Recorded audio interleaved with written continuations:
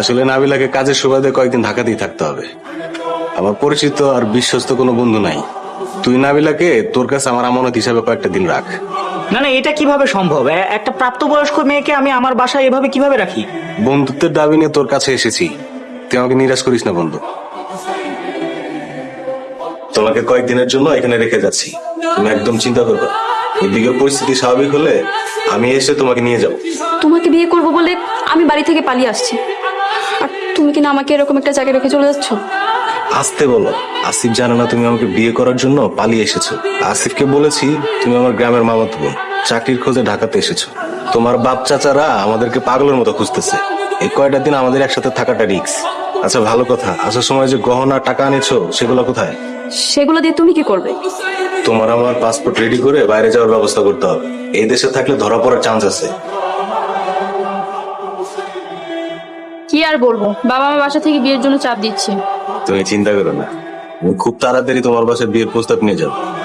তুমি তো আমার ফ্যামিলিকে চেনো, আমার বাবা আর চাচা হচ্ছে শিল্পপতি। তোমার সাথে আমার মনে হয় না তারা বিয়েতে রাজি হবে। আর চিন্তা নাই, আমি খুব তাড়াতাড়ি একটা বিজনেস শুরু করতে যাচ্ছি। বিজনেস করবে? টাকা পাবে কোথায়? ম্যানেজ করেছি। এত কথা শুনে তোমার কাজ নাই, তুমি খালি দেখে যাও আমি কি করি। যা করার তাড়াতাড়ি করো। আচ্ছা ঠিক আছে, আচ্ছা বাবু তোমার চোখটা বন্ধ করো, আমি না বলা বন্ধ চোখ খুলবো না। এটা তো দামি গহনা, টাকা পেলে কোথায়? আরে এখন কি আর সেই দিন আছে নাকি? আমার দিন বদলায় গেছে। কিন্তু গহনাটা তো অনেক পুরনো পুরনো লাগছে। আরে বাবা, এটা আমার দাদির গলার হার। এই হার পরিয়ে আমার দাদি আমার মাকে তার পুত্রবধূ হিসেবে বরণ করেছি, আর সেই হার পরিয়ে আজ তোমাকে আমি আমার হবু বউ হিসেবে বরণ করব। কিছু বলবেন? ফরিদ কি আপনার সাথে যোগাযোগ করেছিল? কই না তো। আমার মোবাইল তো বন্ধ। ফরিদ বলেছিল আপনার মোবাইলে যোগাযোগ করবে। না, আমাকে তো কল দেয়নি। আচ্ছা সমস্যা নেই, আপনি দরকার হলে আমার ফোন থেকে কল দিতে পারেন। কিন্তু ফরিদের মোবাইলও তো বন্ধ। মা, তো আপনারা দুজনেই যদি নাম্বার বন্ধ করে রাখেন তাহলে যোগাযোগ হবে কিভাবে? ফরিদ নিজেই আমাকে বলেছিল মোবাইল বন্ধ রাখতে, আর বলেছিল যে আপনার মোবাইলে যোগাযোগ করবে। আচ্ছা, না তাহলে বোধহয় কাল পরশু কল দিবে। চিন্তা করবেন না, আমাকে কল দিলে আমি আপনার সাথে কথা বলিয়ে দেবো। জি আচ্ছা। আচ্ছা, আপনি চাইলে বাইরে থেকে ঘুরে আসতে পারেন। না না, যদি কেউ আমাকে চিনে ফেলে তাহলে বিপদ হয়ে যাবে। আমি না আপনার কথার মাথা মুন্ডু কিছুই বুঝতে পারছি না। আপনাকে চিনে ফেললে বিপদ কেন হবে? ও আপনি বুঝবেন না। তাহলে আপনি চাইলে বোরকা পরে ঘুরতে পারেন। কিন্তু আমি তো বোরখা নিয়ে আসিনি। ও, আমি কালকে আসার সময় আপনার জন্য বোরকা কিনে নিয়ে আসবো। কিন্তু আমি তো ঢাকা শহর খুব একটা চিনি না।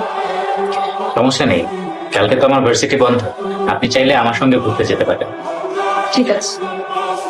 আমাকে ডেকেছিলেন? জি, এই যে আপনার জন্য বোরকার হিজাব নিয়ে এসেছি, পরে আসুন, আমি ওয়েট করছি।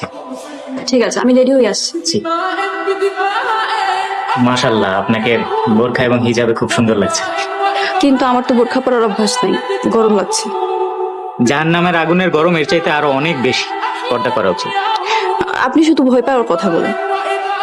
আমি ভয়ের কথা বলি না, আপনার শুনতে ভয় লাগে। আচ্ছা একবার ভাবুন তো, এই যে আল্লাহ তাআলা আপনাকে এত সুন্দর করে সৃষ্টি করলেন, আপনাকে এত সুন্দর একটা চেহারা দিলেন, তো আপনি আল্লাহর ইবাদত করে শুকরিয়া আদায় করবেন না? আমি সুন্দর? মাশাআল্লাহ, আপনি অনেক সুন্দর। আমি আমার জীবনে আপনার মতো এমন সুন্দরী মানুষ অনেক কমই দেখেছি। কিন্তু ওই যে আপনি নামাজ পড়েন না, এই বিষয়টা আমি একদমই মেনে নিতে পারি না। আমি নামাজ পড়লে কি আপনি খুশি হবেন? হুম, আমার খুশির জন্য না, নামাজ পড়বেন আল্লাহর খুশির জন্য। মনে রাখবেন, নামাজ একমাত্র আল্লাহর জন্য। অনেকদিন পর বাহিরের আলো বাতাস পেয়ে আমার খুবই ভালো লাগছে। আপনার বোধহয় ঘোরাঘুরি করতে অনেক পছন্দ, তাই না? হ্যাঁ, আমার তো মন চায় সারা পৃথিবী আমি ঘুরে ঘুরে দেখি। আল্লাহ তাআলা আপনার মনের আশা পূরণ করুন, আমিন।